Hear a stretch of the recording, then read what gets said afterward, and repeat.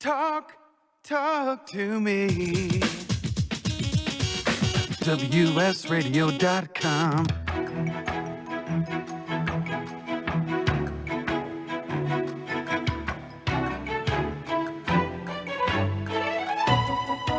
The San Diego Council on Literacy brings you Literacy for All with your host, Jose Cruz. Welcome to the show. I'm Jose Cruz from the San Diego Council on Literacy. You're listening to the Literacy for All radio show on WS Radio.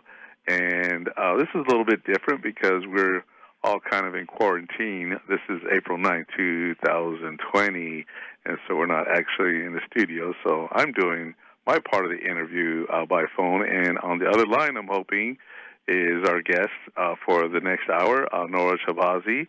She's the founder and president of Evidence-Based Literacy Instruction. Nora, welcome to the show. Hi, Jose. Thank you so much. I'm happy to be here. So glad to have you. We'll work on your volume because you're coming in a little bit light for me, so make sure you're talking into the phone. I hope I'm coming through loud and clear. Anyway, I have to tell you, just looking at the name of your organization, you have the best name in the world. And so I want to talk to you about that and how your approach to literacy instruction is evidence-based, and maybe just the history of you forming your organization. I know you have a bit of history that you wanted to share with us, just related to, I think at one time you were a nurse, and somehow you got into what you're doing today, and we'll talk more about your organization. But tell us your story. Okay. Well, back in 1997, my middle daughter, I have three girls, I had gone to school for parent night, and up on the wall in the hallway was one of her writing pieces. And it was horrifically misspelled to the point where I couldn't read it at all. It was, on construction paper, and there was a picture and all. And the teacher came out in the hallway, and I'd been volunteering in her classroom, and I had tears running down my face because I thought, what's wrong with my child? They'd recently told me she was gifted and talented because she was in the 98th percentile in math. And but in the same test, she was a year below grade level in reading. So I was very confused because she always got 100% on her spelling test, but her writing was really horrific. So the teacher said, "Oh, don't worry about her writing. She'll be fine, and it all will be well." Well, at the time, I had been a neonatal intensive care nurse for about 10 years, and we had recently, as a family, moved back to Michigan from Guam. We were with the Navy, and so I hadn't gone back into nursing yet, and so I didn't feel comfortable with them saying, "Oh, she'll be fine, and she'll grow into learning how to spell and write." And she also struggled with reading. She could read anything that they had memorized in class, but if I tried to get her to read something new or different, my very mild-mannered child would throw the book across the room. So I began to research reading a little bit obsessively, I must admit, and for about 6 months. And I would buy programs, I would read research, I would read a lot of books. I would go to schools and even observe in the classrooms, which they let me do in the remediation. And none of it really made sense until one day I learned of a place in East Lansing, Michigan here, where in 12 hours they were moving students out of special ed and their highest potential in reading and all. So I called the reading center and I spoke to the owner and I said, "What are you teaching? Are you teaching phonics? Are you teaching whole language? What is this?" And she said, "No and no. The research shows exactly what you need to do to teach somebody to learn their highest potential in reading, but we don't teach it in colleges." And she was a college professor, actually. So she said, we aren't teaching this to teachers in college. And so she told me about a book called Why Our Children Can't Read and What You Can Do About It. Still one of my favorite books after all these years of reading. And I got the book in the mail because it wasn't out in bookstores yet, and I read the entire thing, and it was the first thing I got my hands on that really made sense as far as what to do. And in 3 hours, I taught my daughter to read, in that she came home from school one day with a chapter book, a Bailey Schoolhouse book, and she asked if she could read it. She sat on the couch for 3 hours and read it from cover to cover, which, of course, I was shocked.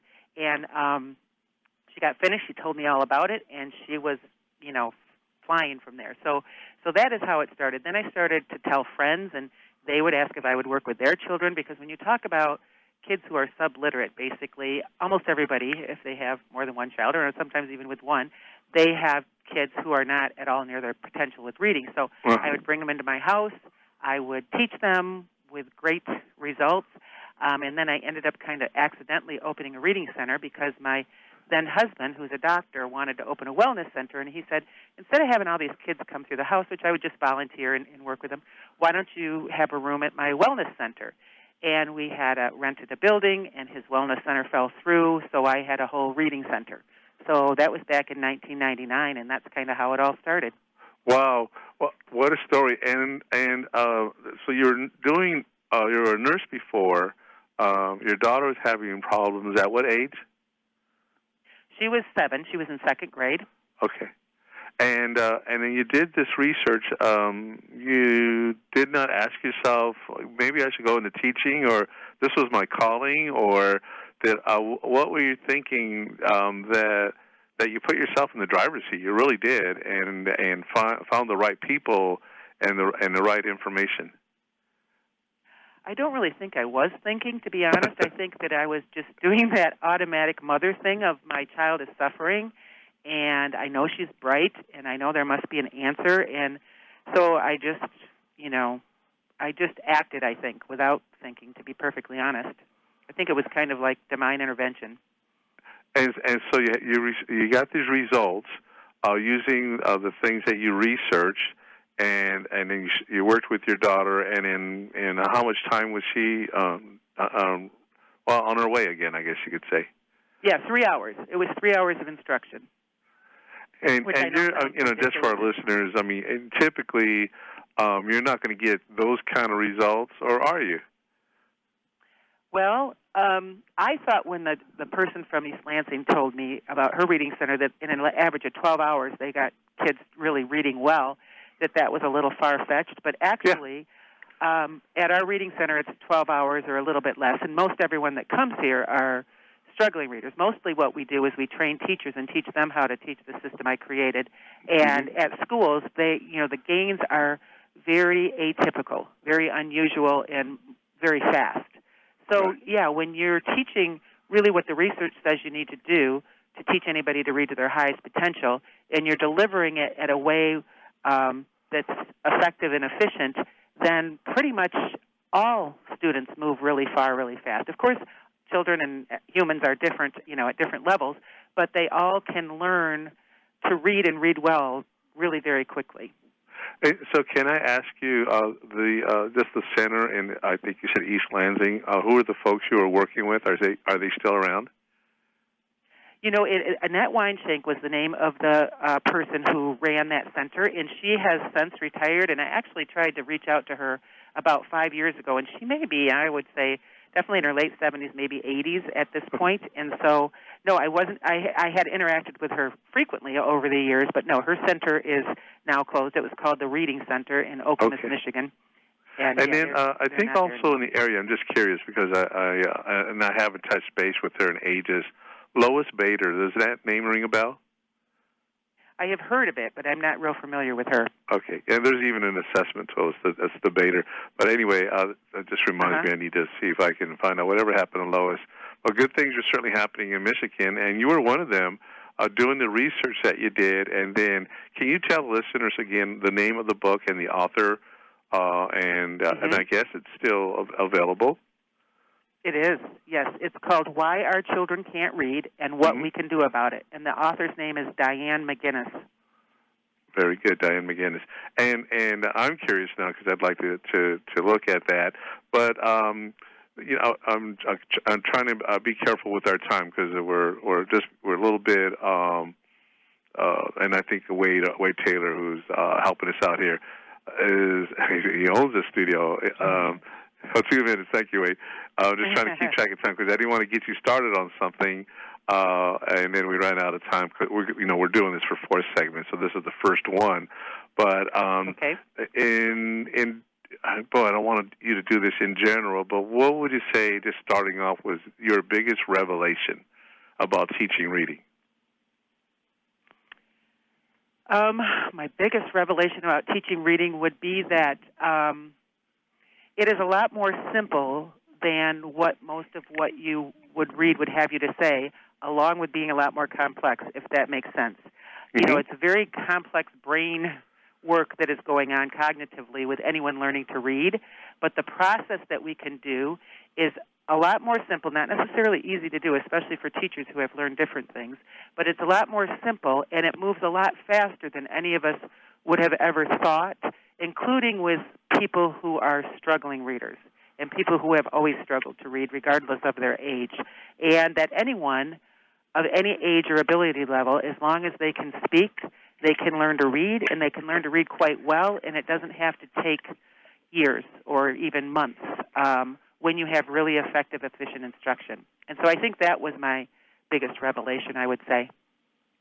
Very good. I have some really hot questions to ask, and I know you get these all the time, and I'm not going to surprise you, but we're going to talk a bit about people with learning differences or learning disabilities, and I use that term because it's a legal one, and so talk about dyslexia, and then just really what's going on with our education system, and why when you have a methodology that's working, that you've taught yourself, why that's not transferring over to what we're doing with public education. So that's quite a big fat softball, I think, for you to hit, and really just a good reason, I think, for our listeners to hang on and to stay tuned for our next segment.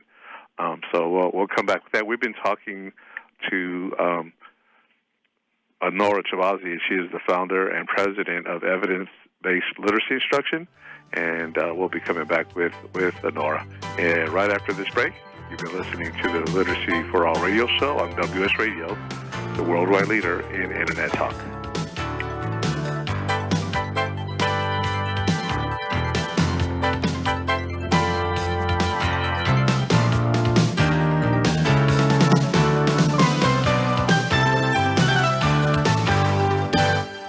Can you help a newborn baby in need? Sometimes the blessing of birth becomes complicated and perilous. Miracle Babies is there to help. Miracle Babies helps moms and dads give their all to their struggling little baby, but still need more. When you give to Miracle Babies, you help them give more. More skin-to-skin care, breast milk, and love. Go to miraclebabies.org and give right now. Be their miracle. Looking to be a successful entrepreneur? The virtual assistant industry continues to be a top choice for those looking to start their own business. The problem can be how to become a virtual assistant. Many turn to the Bible of the VA industry, the book, Virtual Assistant, the series, and it's the perfect guide for office managers, executive assistants, and other administrative professionals looking to make the transition from employee to successful business owner. Go to vatheseries.com to get your copy today. Small businesses are the lifeblood of America's economy. Every Thursday, SBA Radio interviews industry professionals and is dedicated to provide small businesses with timely insights and innovations. Visit www.sbaradio.us for details. Homeless veterans and their families are suffering and need our support, but many won't ask or don't know that help is within reach. Veterans Community Services is here to help. Amazingly, about 35% of the homeless in our neighborhoods are veterans with families. Low-income veterans or their friends are encouraged to contact Veterans Community Services and reach out for help with housing and other services. Call now, 800-974-9909. I raised $8,000 to build schools for South African children. After realizing how many people go hungry in San Diego, I now volunteer at a food pantry. I'm spending the next year doing volunteer projects across 3 countries and helping in ways they designate to be the most helpful. The World Link program at the Joan B. Kroc Institute for Peace and Justice recognizes the potential of youth as agents of social change. Learn how you can help youth become a generation of leaders in action at peace.sandiego.edu. Can you imagine a world without children?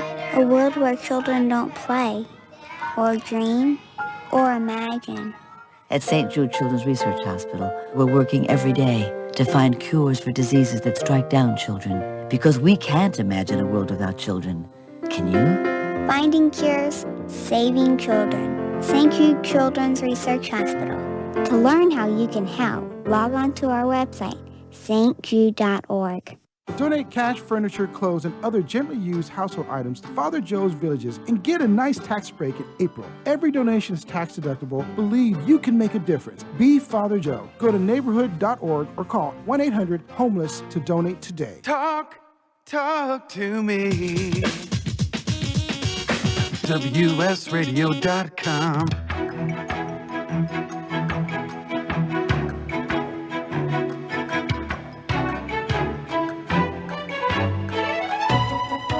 The San Diego Council on Literacy brings you Literacy for All with your host, Jose Cruz. Welcome back to the show. It's Jose Cruz from the San Diego Council on Literacy. You're listening to the Literacy for All radio show, and we're speaking with Nora Chahbazi. She's the founder and president of Evidence-Based Literacy Instruction.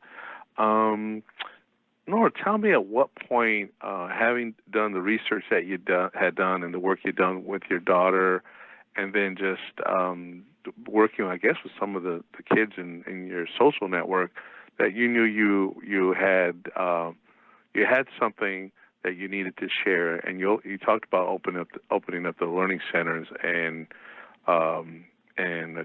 starting your own business. But what convinced you? I need to keep doing this. Well, because the number of people, pretty much everybody I talked to had somebody that was struggling in their life, usually their own child.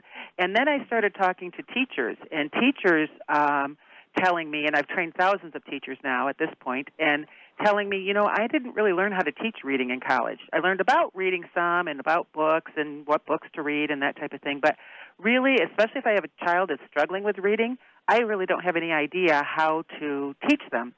So I ended up getting trained in a program called phonographics, and we had used that at our reading center. And even before I opened my reading center, actually, I trained teachers in it. And it's really for one-on-one. And I was finding that though it works really well for remediation and anybody struggling with reading, classroom teachers really needed something also. So I began training teachers, and just really, it took me many years before I admitted how powerful what this instruction that really works is, even though I had seen it over and over, and with teachers, noticing that. So I think that seeing the scores, like 30-point gains on state tests in different grade levels with teachers that we had trained, and just kids coming out of special ed who had been in special ed for years, just results that have really never been heard of in a time frame that was a lot shorter than what is typical. And so I just kept thinking, this is very strange that this is this powerful, and why isn't this happening everywhere? I would ask myself that question too. Yeah. But, yeah. And so here's a question I want to ask, because I did major in English. I did get a teaching credential. I remember in my last year of school reading Why Johnny Can't Read, and it just happened. I mean, I could have picked any book out there, and I was the only person in my class who picked that book, and I did a report on it, and it left quite an impression on me. But as you know, it's very strong on phonics. And then you have me a year later or so going into the teaching program, and this is so I become a single subject. I get a single subject credential in English, and the idea is that I'm going to teach reading. But I don't, like you're saying, I don't actually recall anyone really working with me to teach reading. I knew what I knew, but in terms of an intensive reading program for people who are going to be teaching reading, yeah, you can't really say that it happened in the way that I hear you describing it for other teachers. Am I right in saying it's the norm that we're not preparing teachers to teach reading? Yes, that is true. It is shifting a little bit, really even in just the last year or so. But in all the time that I've been doing this work, that has been very much the case, yes. And teachers work so hard doing everything that they've been taught to do, and many of them have often more than half their class, struggling. But yes, they aren't typically given what they need in college to be able to teach all of their kids to read. And so I'm just wondering what could be the causes, and we're coming with conspiracies and such. Is it the reading wars? Is it phonics versus whole language? Is it a lot of money being spent on a publication of materials that prepare teachers to be teachers, but it's too much about money and it's too much about politics. Why aren't people, and we're going to come back to your methodology, but why aren't people being taught what you taught yourself? Being taught a methodology that, and we'll come back to the evidence-based piece of this, that that is working.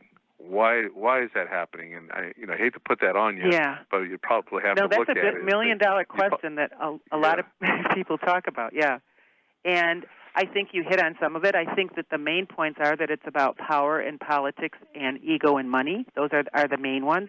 And there's a huge disconnect also between the colleges of education and then the colleges like of cognitive psychology, and where there's an awful lot of rich research showing what happens in the brain to learn to read. And there's a huge disconnect where what's happening with all this great research on how the science of reading and how someone learns how to read and read well, and the people who are actually required to deliver it, which are our teachers.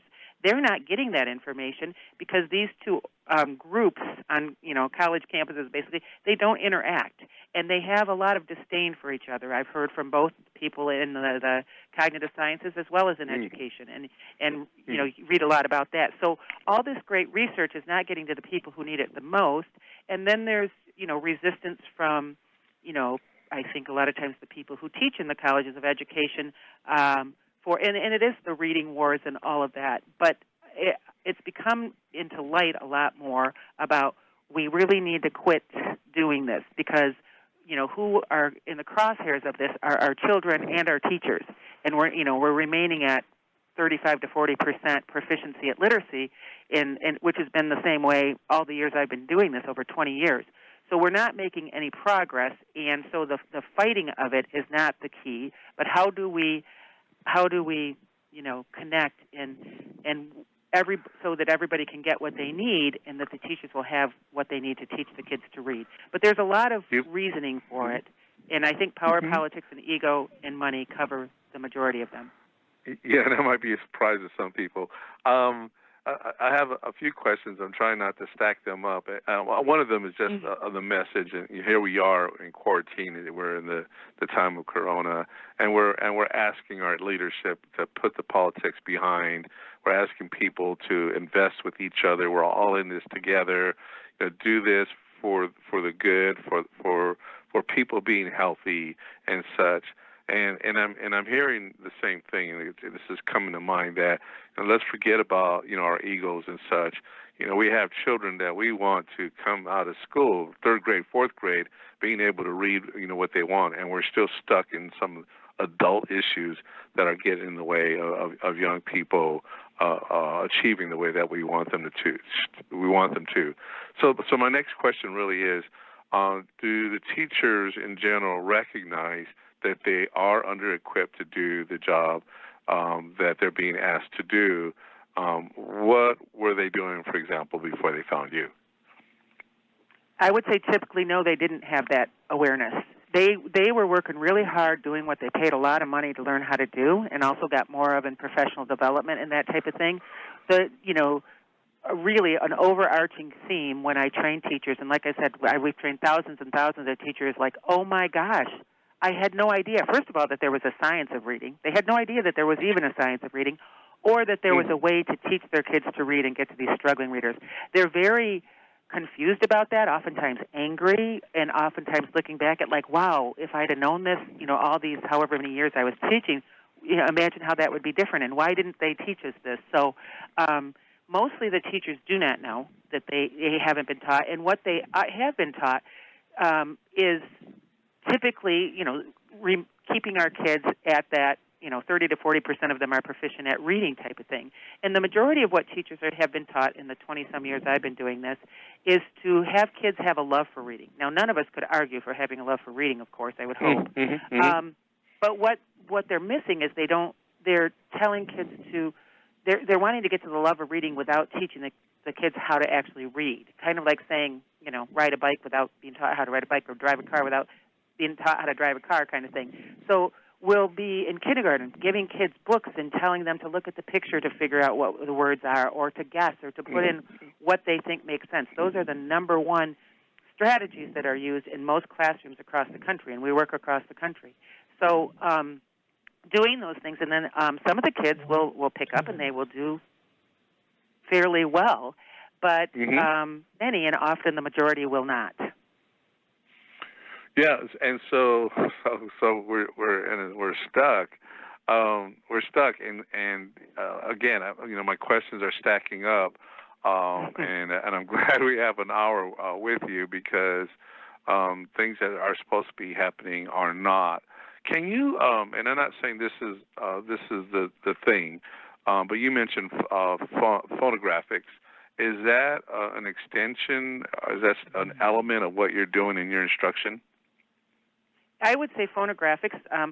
What I taught and trained teachers in phonographics for 4 years, and I absolutely attribute much of what I know and the foundation of what I know to phonographics. And again, I didn't figure out how to teach reading. I found, I guess, that those foundational things of what the research says, and phonographics was very good about that. Phonographics was really focused on doing one-on-one and a lot on the phonemic awareness and phonics piece, not as much moving it into the reading piece, which is really important, as well as, vocabulary and fluency comprehension and all of that type of thing. So with phonographics, I found at about 2002 that it wasn't covering what I needed for the classroom teachers. It was great for, like, my reading center that I have for working one-on-one. It did very well to move these kids and that type of thing. But it needed a more holistic approach, also including dealing with spelling and writing and handwriting.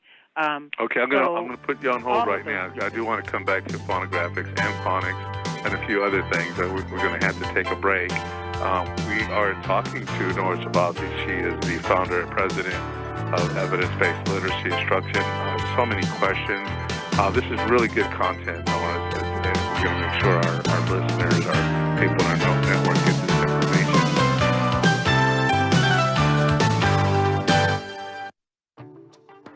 Nowadays, internet devices are an integral part of your home.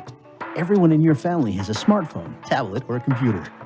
Life is easier knowing that all your devices are secured and your family can surf the internet carefree. ESET Multi-Device Security Pack does just that. One license for all your devices. With ESET, it's simple to stay protected and save money. Enjoy safer technology with ESET Multi-Device Security Pack at ESET.com. That's ESET.com. On the internet, your business's reputation can be unjustly destroyed in an instant. Don't wait for that to happen. Building and marketing your 5-star reputation can increase your business by as much as 19%. Take control of your reputation and have the 5-star reputation you deserve with Reputation Marketing Solutions by DSI Development. Become the go-to company by visiting 5starrepmarketing.com. The number 5starrepmarketing.com. Hey, it's Catherine from Listen Local Radio. Moe's Guitars has proudly served the San Diego music community since 1975. Specializing in guitars, basses, mandolins, banjos, and ukuleles, they buy, sell, trade, and consign. If you're looking for lessons, repairs, accessories, and cool gear, you found the right place. Located in downtown La Mesa Village, stop by and check out their digs or visit mozguitars.com or their Facebook page. MOZEguitars.com, 619-698-1185. Tired of presentations with no impact, no inspiration, and no traction? Did dull speakers have you and your team disengaged and distracted by smartphones? Christopher McAuliffe brings energy, insights, and 2 decades of experience, delivered with punch, humor, and heart. Your team will leave energized, uplifted, and with a sense of purpose. Visit ChristopherMcAuliffe.com to bring some heat to your next speaking engagement. MCAULIFFE. ChristopherMcAuliffe.com. Nowadays, internet devices are an integral part of your home. Everyone in your family has a smartphone, tablet, or a computer. Life is easier knowing that all your devices are secured and your family can surf the internet carefree. ESET Multi-Device Security Pack does just that. One license for all your devices. With ESET, it's simple to stay protected and save money. Enjoy safer technology with ESET Multi-Device Security Pack at ESET.com. That's ESET.com. Tired of presentations with no impact, no inspiration, and no traction? Do dull speakers have you and your team disengaged and distracted by smartphones? Christopher McAuliffe brings energy, insights, and 2 decades of experience, delivered with punch, humor, and heart. Your team will leave energized, uplifted, and with a sense of purpose. Visit ChristopherMcAuliffe.com to bring some heat to your next speaking engagement. McAuliffe. ChristopherMcAuliffe.com. Talk to me. WSRadio.com.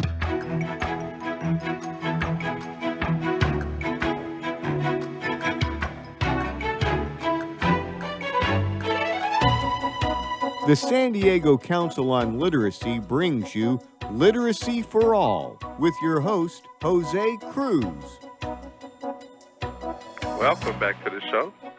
I'm Jose Cruz from the San Diego Council on Literacy. You're listening to WS Radio, and our guest is Nora Chahbazi. She is the founder and president of Evidence-Based Literacy Instruction. Nora, just in a couple of words, the definition of phonographics.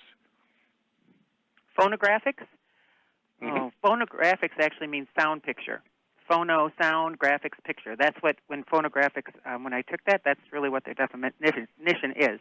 They very strong focus on speech-to-print phonics, which EBLI is also. So that means instead of looking at a letter and saying M says that type of thing, and going from the letter first, you go from the sound first. What are the sounds in mat or something like that? At.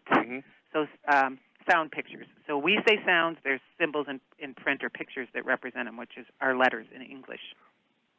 And so would you say this is the, you know, and you and I haven't talked about this. I mean, I'm a real, I mean, it's really easy to say, right? I'm a real phonics person. And you're probably going to tell me that's not the main thing, the only thing, or is it? Is it the backbone of evidence-based literacy instruction? You know, quite often we'll hear from folks, and they'll say, you know, whatever works for that person. But you know, we have to go with that. But I have to feel like phonics is a big part of the solution. Yes, no, big part of what you're doing. Yeah, well, yeah, for sure. I mean, phonics just is talking about, we say a sound and there's a symbol in print to represent it. So we don't talk about phonics with EBLI as far as all the rules and exceptions to rules, which causes a lot of confusion for kids and also takes a really long time to teach, you know, someone to read when you're moving through all of that. So phonics is like, if you think of a car, the engine would be the phonics. It's very important. If you don't understand the code, a lot of kids will teach themselves the code. And when I say a lot, I mean less than the majority. But many kids will figure it out, that this is a code. We're saying sounds, there's symbols or letters that represent them. I get it. So they figure out, and they kind of put their own engine together. And then, you know, when you have the fluency and the comprehension and understanding what the words mean and all of that beauty of the love of reading, that's your car. That's the body of your car and all of that. We do not want to say, I'd like the engine but not the car, or I want the car and not the engine.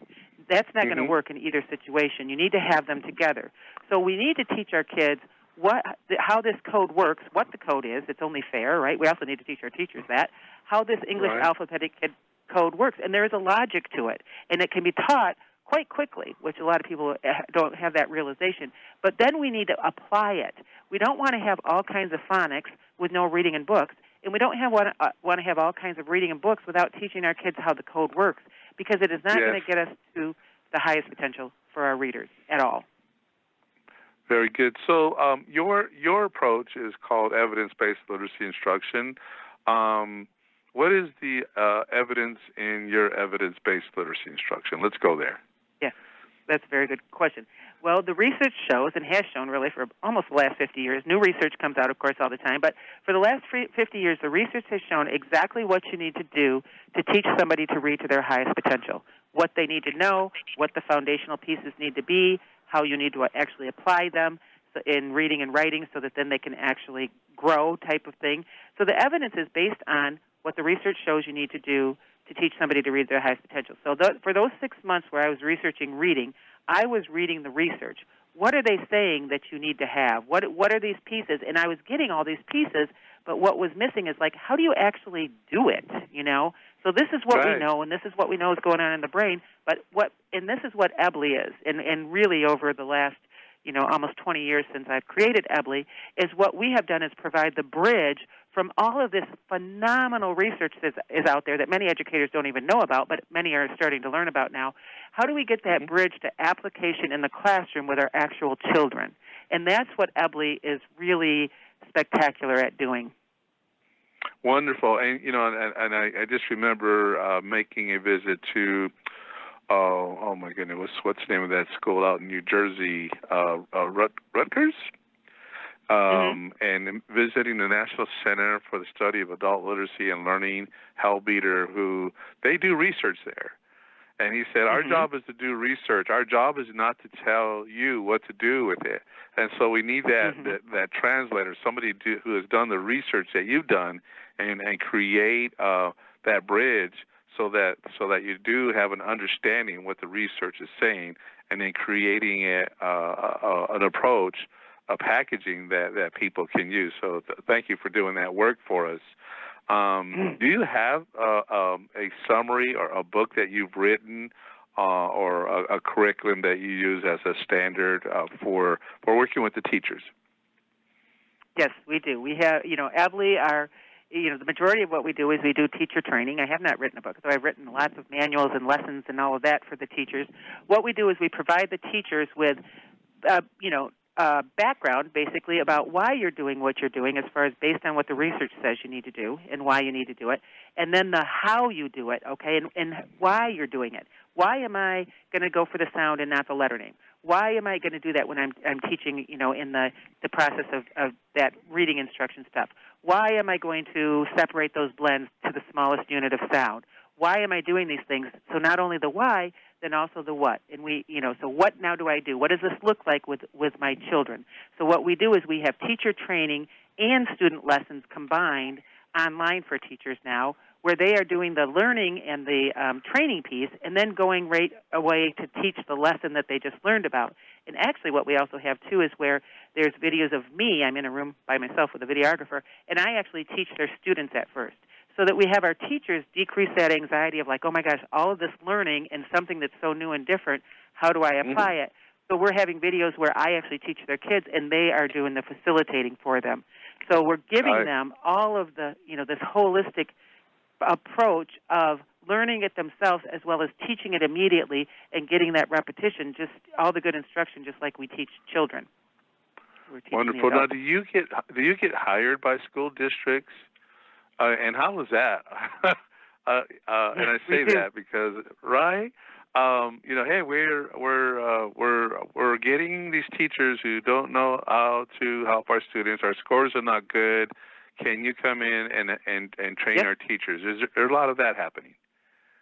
That is all that we have. So we don't advertise at all. We only have people who find out about us from other schools and places who have used our instruction, and we're from coast to coast. And so they will, some people aren't ready to do teaching the way that we are. They're even if their scores are not the best, they're not ready. So we don't go out and try to get them to come to us. People who are, they come, and we provide the training for them. We provide support with we've moved really to mostly online teacher training and instruction so that we can both scale it up and be really systematic with making sure that everybody gets everything. And also, instead of having it in 3 days, we have it across the whole year. So it's not so much of a load of learning for our teachers. So, yes, schools come to us. Sometimes individual people will come to us and pay on their own, and they really are just like, I've got to do something different. But typically it's schools or districts that will come, and we actually have a district out in California, Kings County. They, throughout their whole county, actually, we have teachers that are trained, and they have a 5-year plan that they are doing. So, yes, they approach us, and we find out what their needs are, and then we tell them, what we have that will help them, the particular trainings and that type of thing, whether it's remediation training or whole class training, if they're classroom teachers, whatever. So you're not gonna waste your time trying to convince anyone. You have enough people who are asking you to help them out versus you probably could do this, and yeah, you're gonna have folks that are gonna be resistant because of things being done this way. We're not going to change how we're doing things. So I'm just glad that you're resistant. They won't. They won't change. They're just not ready. Gotcha. And so they'll waste time and energy and money doing something that the teachers just aren't ready to do. And a lot of times we also ask them to pilot, to start small, to have a few people, because again, EBLI, even if they're, teachers will say, oh, I teach phonics, this is going to be easy, and then they get a little like, oh my gosh, this is a very different, the speech to print and the way that we process and the speed that we teach at, is very different from really what any teachers have learned before. Man, amazing. So who are your biggest promoters? Who are the people who are talking most about you? Is it the teachers? Are they talking to other teachers? How's this getting, the word getting out about the work that you're doing? Yeah, absolutely. Almost everyone that comes to us from teachers or administrators who have benefited from EBLI. Of course, parents. A lot of times parents whose children have been taught EBLI, they have, educator family and friends, and they talk about it. Our educators and parents are very, they loved. One teacher told me, "Oh my gosh, I went and grabbed my binder. I was down on the beach and somewhere, I don't know, up north in Michigan, and somebody was asking about it. She actually had her binder with her on vacation, and went and grabbed it and was showing this person." So people, and administrators, superintendents, principals, curriculum directors, they go to their conferences, or their, nearby school district will say, "Wait, how did your state scores go up so much this year? What are you guys doing?" And then they come and sometimes will observe what they're doing, and then they're interested in that too. So yeah, that's pretty much how we get almost everybody.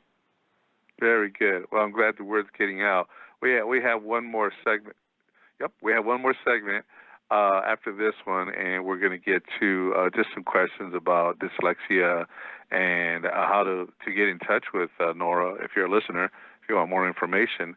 But we have been talking to Nora Chahbazi. She is the founder and president of Evidence-Based Literacy Instruction, and you've been listening to the Literacy for All radio show on WS Radio, the worldwide leader in Internet talk. We'll be right back.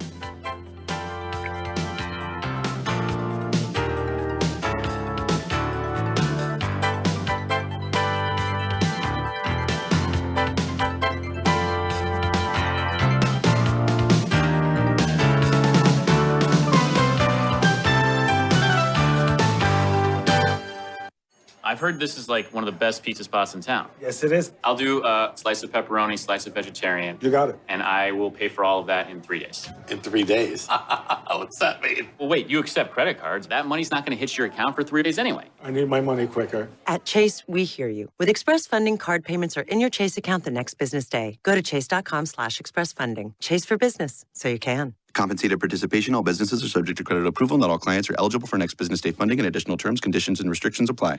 Donate cash, furniture, clothes, and other gently used household items to Father Joe's Villages and get a nice tax break in April. Every donation is tax deductible. Believe you can make a difference. Be Father Joe. Go to neighborhood.org or call 1-800-HOMELESS to donate today. Life is full of misadventures, from car crashes to home fires to getting choked out on the mat. Yes, I said getting choked out because I'm Carlos Kramer, jiu-jitsu competitor, MMA and media personality, and mild-mannered insurance agent. You can follow my adventures on Kick-Ass Radio, and I can protect you from life's misadventures at Kramer Insurance. Home, auto, life, business, and workers' comp. We're at KramerINS.com, and I want you to join my world. This is Bill Gruber with BizVid Communications, a Southern California video production leader. We've been honored to sponsor, produce, write, and host many of the fine programs on WS Radio over the years. So we understand how important the internet and your website exposure are. As video producers, we know the tricks and secrets to incorporate video to increase your search engine optimization and business success. Visit bizvidcommunications.com to see what we can do for you. BIZVID communications.com. Too much to do? Not enough time to get it done? Call on the experts at Another 8 Hours for your business support needs. By partnering with Another 8 Hours, we allow you to focus on the more important matters, like being in front of your clients, doing what you do best, rather than being stuck at a desk poring over paperwork, rummaging through emails, returning phone calls, and struggling to get everything done by yourself. Meanwhile, your family and social life are going down the drain. Go to another8hours.com or call 8 more hours. That's 866-734-6877. Hi, this is Rob Barnett, VinVillage.com, where wine lovers connect. Be sure to tune in weekly to Vin Village Radio for exclusive, in-depth interviews with the who's who in wine and food. Can you imagine a world without children? A world where children don't play, or dream, or imagine. At St. Jude Children's Research Hospital, we're working every day to find cures for diseases that strike down children. Because we can't imagine a world without children. Can you? Finding cures, saving children. St. Jude Children's Research Hospital. To learn how you can help, log on to our website, stjude.org. Talk to me. WSRadio.com.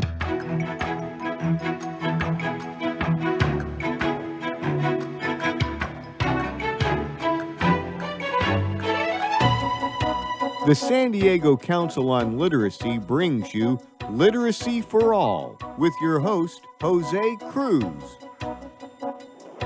Welcome back to the show. I'm Jose Cruz from the San Diego Council on Literacy. You're listening to the WS Radio show, and we've been talking to Nora Chahbazi. She's the founder and president of Evidence-Based Literacy Instruction. Nora, we're going to have listeners that say, look, I have a student severely dyslexic, whatever that means, because I know it means different things to different people. How is this program? I mean, right, I'm going to, my student, my son, my daughter, they're going to learn to address their learning challenges in 3 hours? How do you answer that question? Well, no, all humans are different. So 3 hours for many kids, definitely. That could be, and other times, I mean, we've had kids that we've worked with for a handful, I would say not even more than 100 hours or more. But typically it's many hundreds of hours as far as for dyslexics. And we have worked with many dyslexic kids, of course. And it's typically not 3 hours, but often, 12 to 24.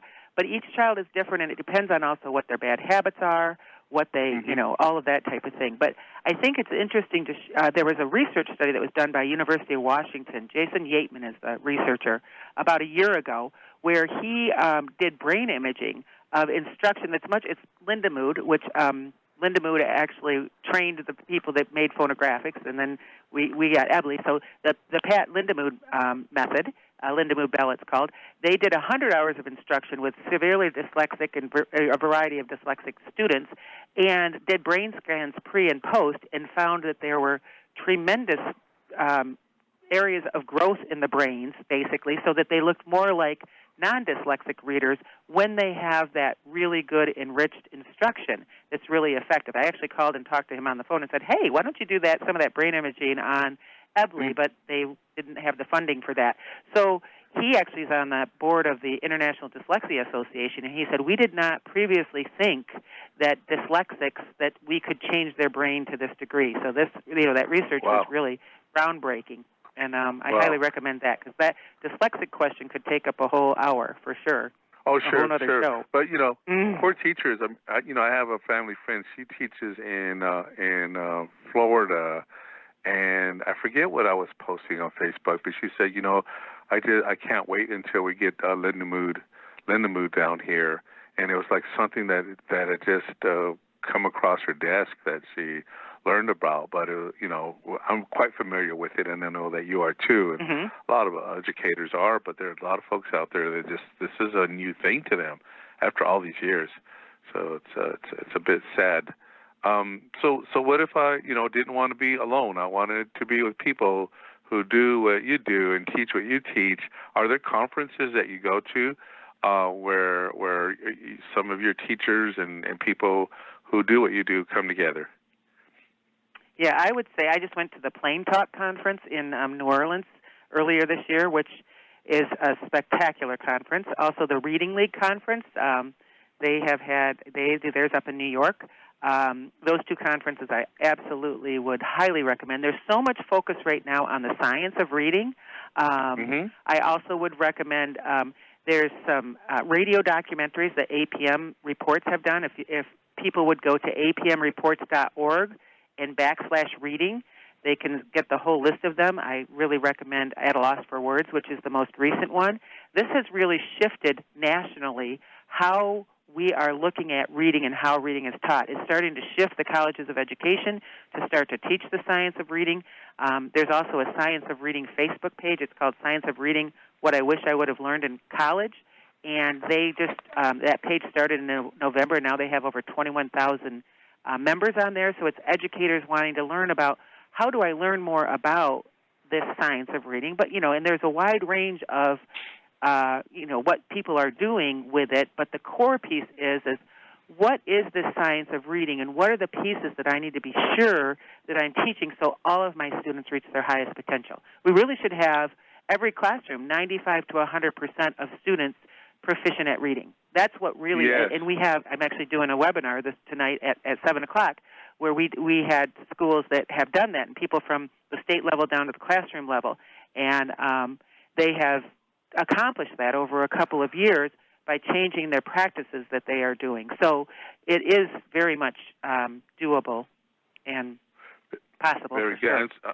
I'm so glad it's getting the attention it's getting. The Reading League is getting some, let's call it play out there. More people are learning about the Reading League. And then the whole phrase, the science of reading, is something I've heard more in the last year or so. So it's going to hopefully get the attention of educators who are like, what am I missing here? Before we move on, I want people to, right? Very good. So glad to hear that. We need help. And so how do people get in touch with you, Nora? And then I just have one more question about just how you're dealing with the schools now. What you're doing differently since schools have been closed down. But tell our listeners how they can get in touch with you if they want to have questions. Our website is EBLI, EBLI.com, and they can get information there. We're actually in the midst of a transition. We're going to be having a new website within the next month. But EBLI.com, they can email us at info@EBLI, EBLI.com. And then our Facebook page, really we've been so busy with all this coronavirus, what we're doing with that, that a lot of our stuff we're putting on our Facebook page. And if you just search EBLI, EBLI on Facebook, you will get a lot of that. And then we're EBLI Reads on Twitter. Very good. I'm looking at some of the things that you've done, I think probably recently. It says here that you have 2,300 families signed up for the free K-3 lessons, and you're teaching live twice a week. And there's more here, read aloud, high-level vocabulary instruction, and online training for teachers. But tell us about the first one, how the families are finding you and getting the help that they would probably get at school. They might not. Right. Well, I'm very excited about that because I had this thought when I woke up one morning to see how can I, our byline is teaching the world to read. So how can I get to help as many parents and kids and teachers of this whole coronavirus when all these kids are at home? So a couple of weeks ago, I started doing twice a week. I do live online literacy lessons where I teach a kindergarten class, a first grade class, and a second and third, and we have older kids in that one too, classes for about 45 minutes. And it's very interactive. It's very fun and exciting. And we've had, we started out, of course, with a few hundred people, and every day we get a couple hundred more. We're almost at 2,500 families that come on.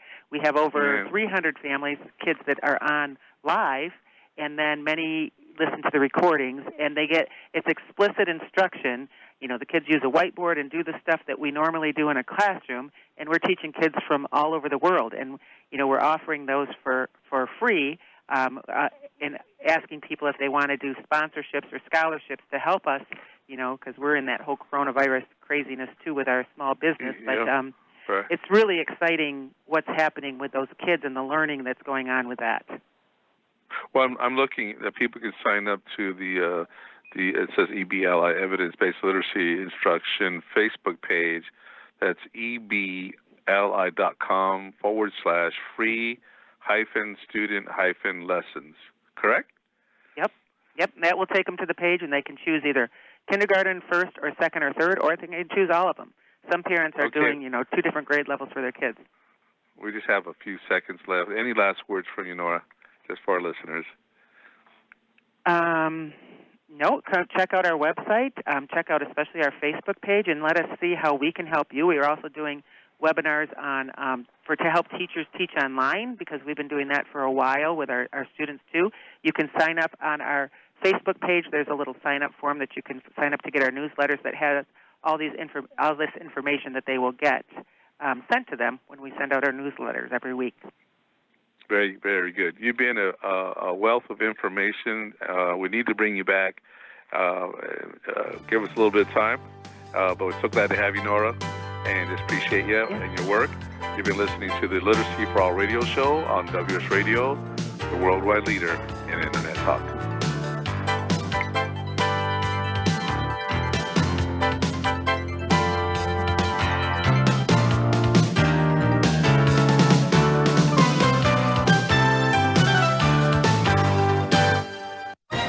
I raised $8,000 to build schools for South African children. After realizing how many people go hungry in San Diego, I now volunteer at a food pantry. I'm spending the next year doing volunteer projects across 3 countries and helping in ways they designate to be the most helpful. The World Link program at the Joan B. Kroc Institute for Peace and Justice recognizes the potential of youth as agents of social change. Learn how you can help youth become a generation of leaders in action at peace.sandiego.edu. In the military, things can change in an instant. Your personal life is just the same. Just like you protect our country, you want your family protected. That's why thousands of military members trust Navy Mutual Life Insurance. Navy Mutual is nonprofit, providing current and former Navy, Marine, and Coast Guard families with life insurance, no sales fees, and no military service restrictions. Protecting members on active duty and beyond. Call 1-800-628-6011, 800-628-6011, NavyMutual.org, insuring those who serve.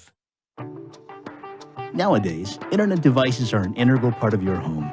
Everyone in your family has a smartphone, tablet, or a computer. Life is easier knowing that all your devices are secured and your family can surf the internet carefree. ESET Multi-Device Security Pack does just that. One license for all your devices. With ESET, it's simple to stay protected and save money. Enjoy safer technology with ESET Multi-Device Security Pack at ESET.com. That's ESET.com. I've heard this is like one of the best pizza spots in town. Yes, it is. I'll do a slice of pepperoni, slice of vegetarian. You got it. And I will pay for all of that in 3 days. In 3 days? What's that mean? Well, wait, you accept credit cards. That money's not going to hit your account for 3 days anyway. I need my money quicker. At Chase, we hear you. With Express Funding, card payments are in your Chase account the next business day. Go to chase.com/expressfunding. Chase for business, so you can. Compensated participation. All businesses are subject to credit approval. Not all clients are eligible for next business day funding, and additional terms, conditions, and restrictions apply. Tired of presentations with no impact, no inspiration, and no traction? Do dull speakers have you and your team disengaged and distracted by smartphones? Christopher McCullough brings energy, insights, and 2 decades of experience, delivered with punch, humor, and heart. Your team will leave energized, uplifted, and with a sense of purpose. Visit ChristopherMcCullough.com to bring some heat to your next speaking engagement. McCulloughe. ChristopherMcCullough.com. Hey, it's Catherine from Listen Local Radio. Moe's Guitars has proudly served the San Diego music community since 1975. Specializing in guitars, basses, mandolins, banjos, and ukuleles, they buy, sell, trade, and consign. If you're looking for lessons, repairs, accessories, and cool gear, you found the right place. Located in downtown La Mesa Village, stop by and check out their digs or visit moesguitars.com or their Facebook page. MOZEguitars.com, 619-698-1185.